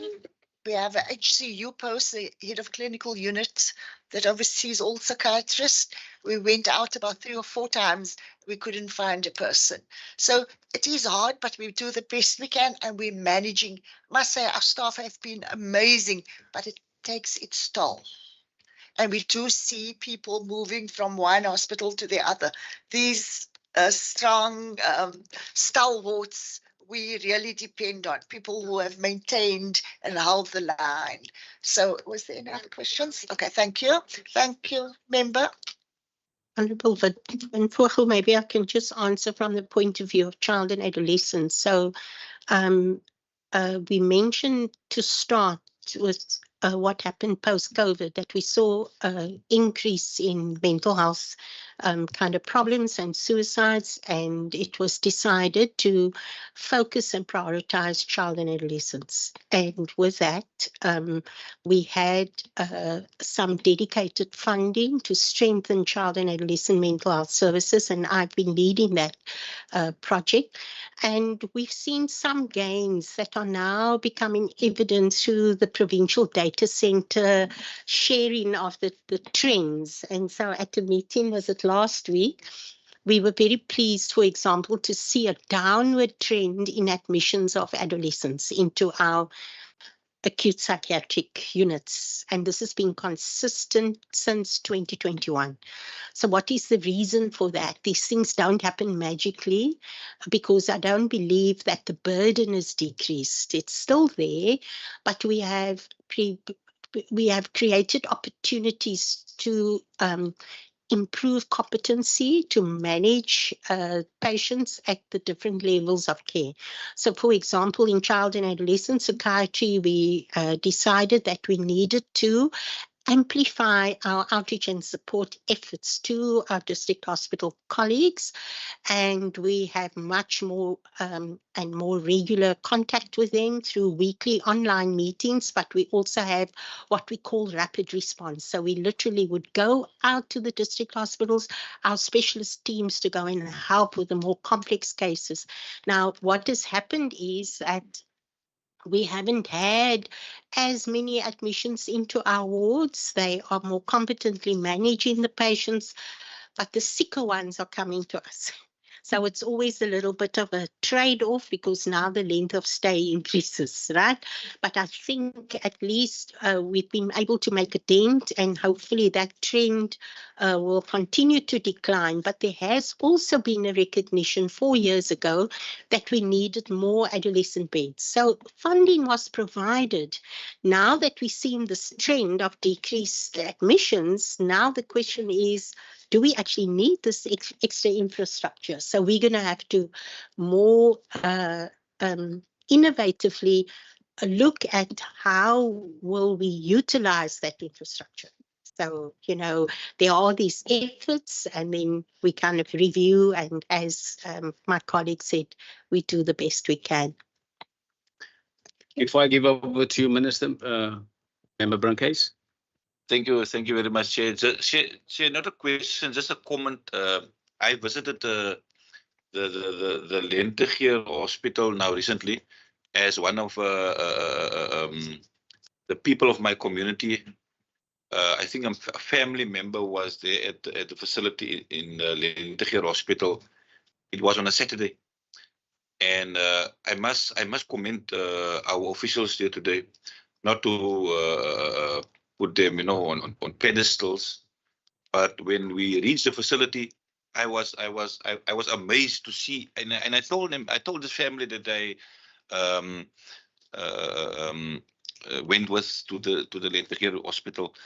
It was spotlessly clean. It was well maintained. It was in a very pristine condition, and I must also commend the officials that on that, it was a weekend, it was a Saturday afternoon, but the people that was supposed to be there in their positions, from the gate, from the security, everything was in place. It was really a professional outfit when I came there, and I must commend the officials of doing a tremendous job. Even though if it's just one of the facilities, I haven't been to many of the other facilities, but the Lentegeur Hospital, I must say it is well maintained, well looked after, and I want to commend the officials for that, and the minister for that, and the whole department for the great work that they are doing. The facility is in a beautiful condition. Thank you very much. Thank you very much. Member Van Vogel, your last bite. Sorry, Chair, can I just also respond to the questions? All right. Okay. Yeah. All right, so the honourable member made the allegation that we're not investing in our acute psychiatric facilities, which I'd like to assure the committee is not true. We have various infrastructure upgrades at our acute psychiatric and our psychiatric admissions for the infrastructure. So currently at Lenta here, we have a RR&R to accommodate child and adolescents bed, which is currently in construction. That is worth 10.7 million rand. As I mentioned, we have 3 acute psychiatric units under construction in the metro at New Somerset, Khayelitsha, and at Easter River, and these are upwards of 85 million rand each. So they're, world-class psychiatric units that are under construction as we speak. We'll also be building an APU at Caledon Hospital to take it further out of the metro, and at Alexandra, another RR&R project worth 125 million rand. So we are investing in our specialist services despite our budget constraints. So I can assure the committee that this is something that that we take to heart. I think, Minister, you have covered mine, because mine was going to be how can we help, with the bottleneck from the districts to the psychiatric hospitals, the turnaround from 3 months to the required number of days. But I think that answer covers me on that.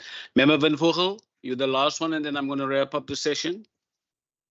Thank you so much, Chair. I think the minister also covered me, because that's the problem when we go out to these places. It's a different story. But I'm happy that it's work in progress, and some projects have already started. So she answered me, but I know for the past years nothing has happened. But I'm happy to hear that something is happening now. Then, Chair, and I just want to understand, or is it possible that we can? The department can submit the full report that was conducted by Ms. Liz Wade on substance abuse trends. Because we are interested on the kind of proposals and recommendations given, so that we at least understand, are we on the right path as a department, as a government, after her report and recommendations. Then lastly, Chair, I agree with the minister. We need a whole of society, a whole of government. Yes, can you hear me, Chair? Yes, we can. Sorry, we don't. I agree with the minister on the whole of government approach. Who's Member dealing Van with me? Vogel, please listen to me first. We want the name of the report. It was commissioned by whom, so that we can make that as part of a recommendation. Did you get it? Yes. Oh, all right. Okay. All right. We have it. Suddenly, I'm not out. No, we can still hear you. Okay, wrap it up. We just wanted to know, who commissioned the report. We now know who commissioned the report. We will request that in the next submission. All right, wrap it up, member. Iemand is besig om my te sabotage. Nee, ons kan jou hoor. Jy kan maar praat.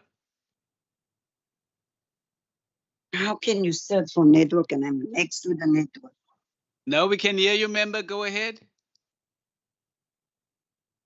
Member Van Vogel, we can hear you. Het netwerk, guys, terwyl ek praat. Jesus, dit kan nie waar wees nie. Of is hulle besig om my te sabotage? Member, all right. We're gonna probably. Chair? Yes. Chair? Yes, am I audible now? Because yes, you I are. feel that someone is busy sabotaging me. It's the network. All right, you may. Okay, wrap it up. We can hear you. Yeah. Yes, I'm not sure. My first point was it captured. Yes, we did capture that, member. The Lee's report. And then yes, secondly, I agree. Yeah, I agree with the minister when it comes to the whole of government approach. But I also think that the government, I agree that the government cannot overcome the challenges alone. But I think there's a need for government to demonstrate the necessary political will to empower community engagement. And the whole of government approach, and I would like to understand why is there no single integrated provincial prevention strategy aligned with evidence-based models to address the crisis, and why do existing initiatives appear fragmented across departments. So I think that is more, this question, the last one, is more to the minister. Thanks, Chair. Member, to me, it sounds like it's something that we can include in our recommendations, and then that can be submitted to the committee. I'm going to now make my proposal, members, that I'm going to close it. I'm going to close off the session. Minister, your closing remarks, and after your closing remarks, Minister, we're going to break for 5 minutes. Members, you may have tea, and members of the public, you may engage the members, and I would probably also join you if you are still around.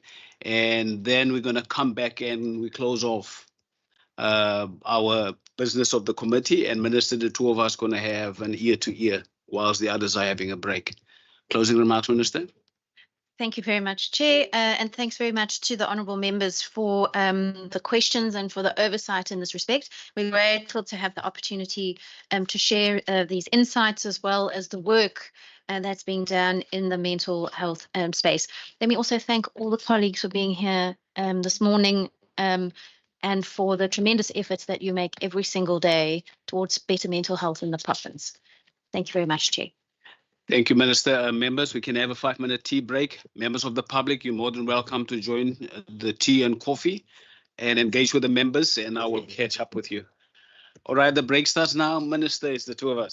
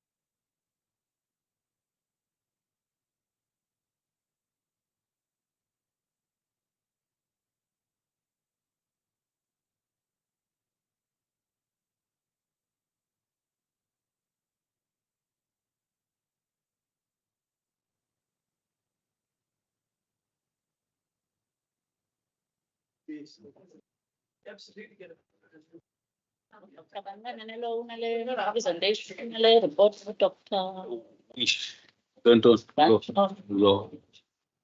Oh, The peace report. oh. Kui. Le funong na member.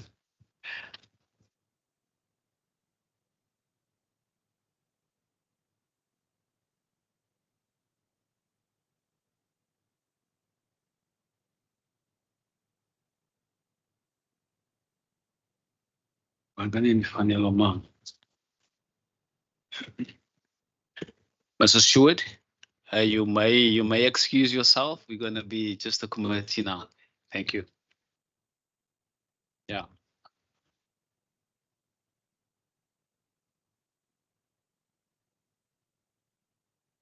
Thank you, Mr. Stewart. Members, thank you very much. We are reconvening. I hope that the members online, that you can hear us and there's no sabotage this time around. Members, can you hear us? Loud and clear, Mr. Chair. All right, thank you. Yes, Thank you, Chair. members. Thank you, members. We are now at point 7, dealing with the recommendations. Ms. Jamke. I know there's one that was mentioned by the minister, maybe to get details on Planet Youth, a report, on a presentation on Planet Youth. And then Member Windvogel, the Dr. Wish report. If we can get that also being presented to the committee. Yeah, if we can have that report submitted to the committee, the Dr. Wish report. Members online, if you can just mute yourselves whilst we're engaging, not unless you are engaging with the committee. Any other recommendation, members, that I might have missed? Chair. Yes, Member Brun. I'll start with your line, Member Van Vogel. Yeah, Chair. I think the importance if the department can also provide any integrated provincial prevention strategy to us when it comes to the whole of government mental approach, if they do have. Then secondly, Chairperson, I don't want to fight, but I must express my concern that the rush pace of the meeting is really hindering my ability to perform my duties that I get paid for effectively. Given the scheduled time frame from 9 up until 12, I'm surprised that we've been busy only up until 10 to 11, and you start concluding while I still have some questions. So I'm not happy, and I really want to plead with you to allow us to do our job. Thank you, Chair. Member, my apologies if I came across on being rushed. And I think when we're going to deal with what I want to deal with right at the end of the meeting, it is also something that we can touch on in terms of the times. But my apologies if this is how I came across. Member Van Wyk?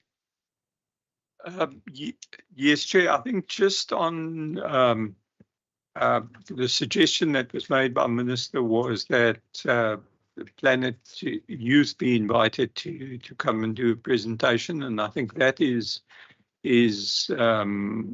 very valuable, or would be very valuable. I think, as we recall, when we did a site visit to George last year, Planet Youth then did give us a presentation, and I suppose 1 year on would give us a better view there, and that would they also tie in with what Member Windvogel was indicated in terms of the whole of society type of approach that I think we need to be looking at to take on and tackle the whole aspect of the risks and the dangers of mental health, and not only risks, dangers, but also the treatment and the management of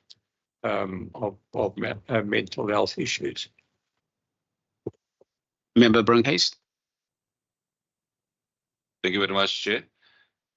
Chair, yes, in terms of recommendations, the issue with the hospital board appointments, if we can maybe ask the minister to come give us an update as soon as she can. I know a couple of weeks ago, a month ago, in the last meeting, there was mention, or it was on the agenda, it was discussed. But if we can just get an update on how far they are, the minister's office in terms of appointing the new hospital boards, and by when will this be finalized? Thank you very much. Chair. Thank you. That is noted. Are there any other hands online? If not, Member Windvogel, is that a legacy hand? It's a legacy and chair. All right. Thank you, Member Windvogel. Members, from my side, I'd like us, because I know it was a discussion we had as a committee before we went into constituency period. We still have some outstanding visits, and I'd like us now, Nomonde, just to officially again reinforce that we need to go to the West Coast. We also need to go to the Sierra-Witzenberg area, and we need to go to the Karoo-Lensburg. We need to find a way on how we're going to slot that in before we go into festive season, because there has been some correspondence from those areas, that we need to come and show face and see it for ourselves on whether the crisis is that heavy as people are conveying it to me. Anything else?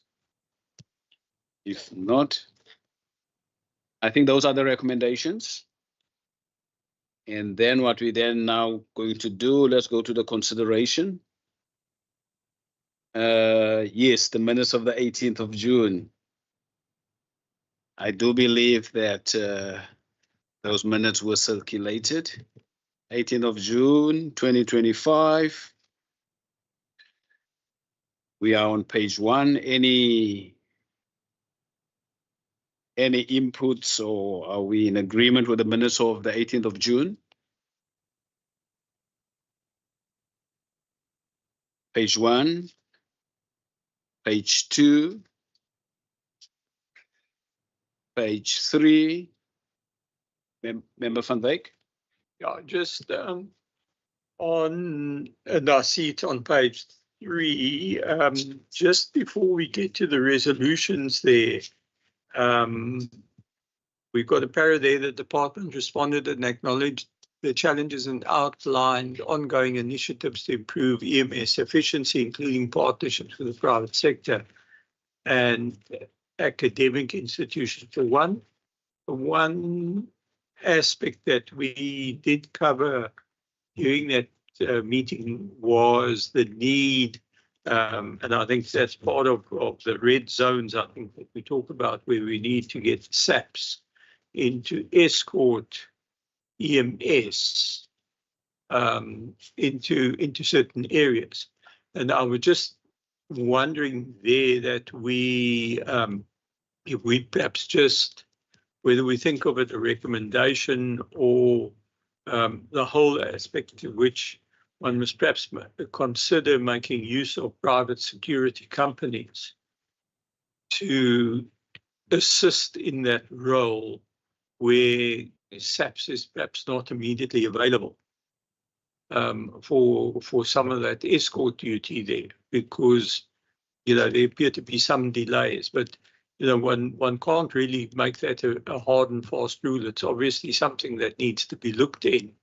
But what I did think of, it could well form part of a social responsibility exercise that certain security companies could then, if they were feeling up to it, to assist in that regard.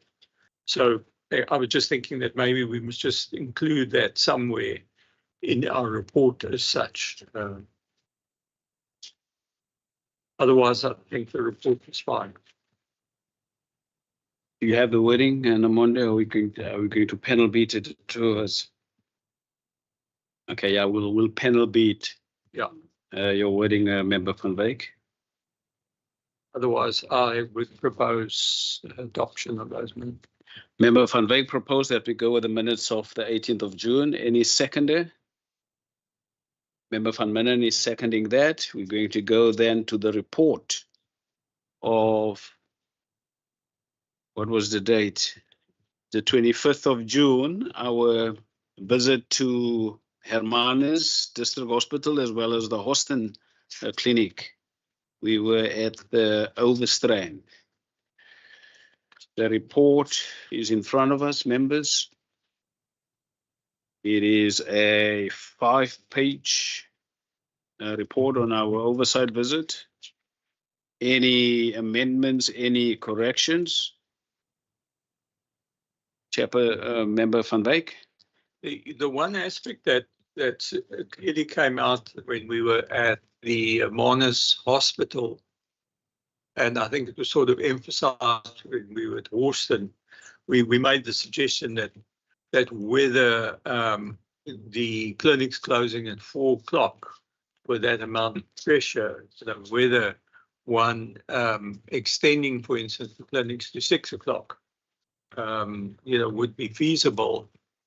And I know we do cover some of that aspect over there, but I think it's an issue that is not only directly relevant to Austin. I think it impacts on other clinics as well.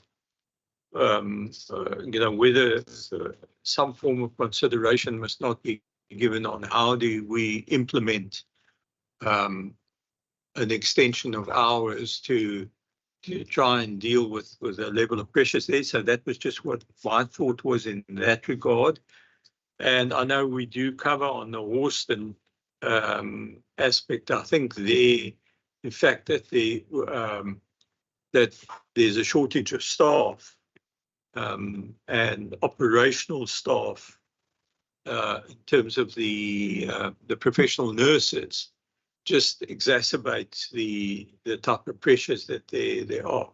And whether we just strengthen the wording a little bit, and maybe Chair, if you go through it again. I mean, I read through it a little bit earlier, and just to think whether that we perhaps just possibly add a little bit more weight to it. So I'm not sure what other members of the committee feel.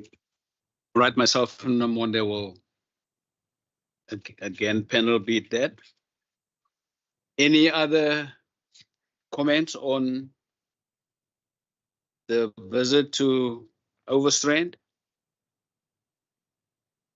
Going once, it's going twice. Proposed by Member van Wyk and seconded by Member van Minen. I think that is what is in front of us. But then, members, as I alluded to earlier on, just food for thought. And then also the food for thought, I'd like us to go and digest what I will be putting to the committee. And I would then also propose probably in our next meeting for all of us to be here face to face so that we can then dissect, the proposal that I'm going to put to the table. Yeah, I sound very learned. Will we be issued with scalpels? I don't know whether that's a medical term, but yeah, it means something. I sound very intelligent. But then, members, I've had engagements with some of the senior officials of the department on matters that were brought under their attention, from their colleagues, with our oversight visits, etc., etc. And members, this is what I want us to go and think about, and we discussed on the way forward when we come back. The oversight visits, what has been brought to my attention is that at times there are members of the public who accompany us to these oversight visits. If they're not accompanying us, we find them on the premises and they join us during these oversight visits. And out of the discussions, and this is the fine area, which we need to look into, the feeling from the professionals is that oversight visits are for us as elected officials, and we need to take into account the confidentiality between doctors and patients, and we as commissioners of oath, also being allowed to have privy to some of these matters, but the members of the public, it is a total different story. So we need to consider going forward, how are we going to deal with members of the public whilst we're doing these oversight visits, bearing in mind that members of the public are entitled to witness, or what is the word? To observe. Members of the public are entitled to observe our committee works. For instance, at a hospital, when we're doing a walkabout or whatever, we're not sitting in a committee environment. So that is also something that we need to take into account. But when we have debriefs after our oversight visit, that is a formal committee sitting. So when we come back, we need to take into account how do we breach that gap. Then also, I've tried to make notes. Then also in terms of members of the public attending meetings of the committee, like this meeting here today, there's also a difference in their role in observing and their role in engaging us. We as a committee need to, when we come back after the food of thought, when we come back, we need to discuss in terms of how are we as a committee going to engage the members of the public. Is it going to be in this format? Now I want you to bring that back. Do you want to make a suggestion now, or Member Brunkhuis? Okay. Yeah, I think, Chair, I think in terms of the protocol of the members of the public engaging us in a committee meeting, a Western Cape Parliament committee meeting, I think the standing rules outlines it. The rules are there for all of us to adhere to, and according to the rules, the public they are allowed, first of all, in the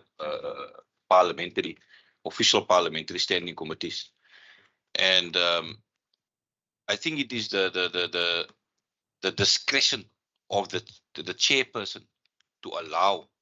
There's no particular rule in the standing rules that the public are allowed to engage or comment or ask questions, but it is up to it is left to the discretion of the chairperson to allow the public to participate in terms of comments or questions. I think. Yeah. All right. Thanks. Okay, member, I take that, but on that note, that is what I'd like us to unpack when we come back, because out of my engagement, there was a discussion of observe, the right to observe, and the difference in engaging. So we will come back and clarify that. I'm also going to go and do my homework. I'm just raising what came out of my engagement with some of the officials. So members, I think that is it from my side. So when we do come back again after we deal with the matters on the agenda, we can then conclude so that we can have a committee decision going forward. And after that, a procedural officer, we will then communicate to our stakeholders. Just as an example, for instance, the Committee on Social Development, they had a stakeholder engagement, etc., for instance, and out of the discussions was that is probably the route to go for all committees going forward, to create specific times. But again, I'll apply my mind for that, and we take it from there.